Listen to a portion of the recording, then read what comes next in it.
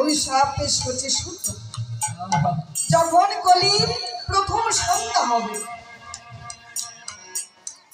ঠিক সেই সময় আমি যাব শচীন নন্দন গৌর হরি হরি।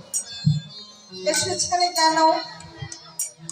না রাধারানীর 3টি বাসনা পূর্ণায়, না রাধা কৃষ্ণ প্রণয়া বিকৃতি আল্লাদিনী শক্তি দশপা দেগাত্মানা দাপি গোবি পুরদেহ ভেদম গতৌত চৈতন্য গম প্রভুত মধুরা অত্রিব চকম্ম প্রভা রাধা ভাব দ্রুতি সৌলিতাম নম কৃষ্ণ স্বরূপ।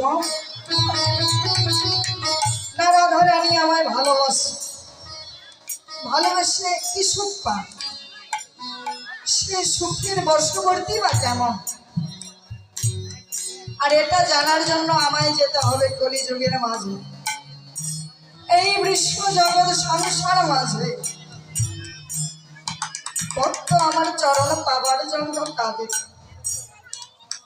কি লুকিয়ে আছে আমার চরণ তলে, কি ধন আছে? আর এটা জানার জন্য আমায় যেতে হবে কলিযুগের মাঝে। আর পরিশেষে বলে গেলে গোপী প্রেমের প্রেম ঋণ সুধিতে চৈতন্য মহাপ্রভু এসেছেন নদিয়া। কেননা বাবা, গোপীদের প্রেম ছিল বিশুদ্ধ প্রেম, তারা যে গোবিন্দকে ভালোবেসেছে। ব্রজ প্রেম এমনই মধুর প্রেম, গোবিন্দকে এত কাছ থেকে এত আপন করে কেউ কখনো ভালোবাসতে পারেনি। তাই একদিন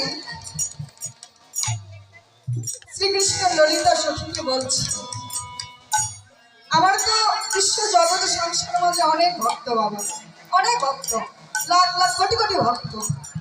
তো সবাই ডাকলে আমার তো কিছু হয় না, কিন্তু তোমরা ব্রজবাসী আমাকে এমন কি দিয়ে ডাকো যে তোমরা ডাকলে আমি আর থাকতে পারি না, তোমরা ডাকলে আমি আর থাকতে পারি না। ব্রজ প্রেম এমনই বিশুদ্ধ প্রেম, তারা গোবিন্দকে এত আপন করে ভালোবেসেছে, তারা গোবিন্দ ছাড়া আর জানত না, গোবিন্দ ছাড়া আর বুঝতো না। তাই গোপী প্রেমের কাছে ঋণী হয়ে গেলেন ভগবান। সেই ঋণ তারপর যদি শোধ করতে পারলেন না, সেই ঋণ পরিশোধ করার জন্য কলিযুগে অবতীর্ণ হলেন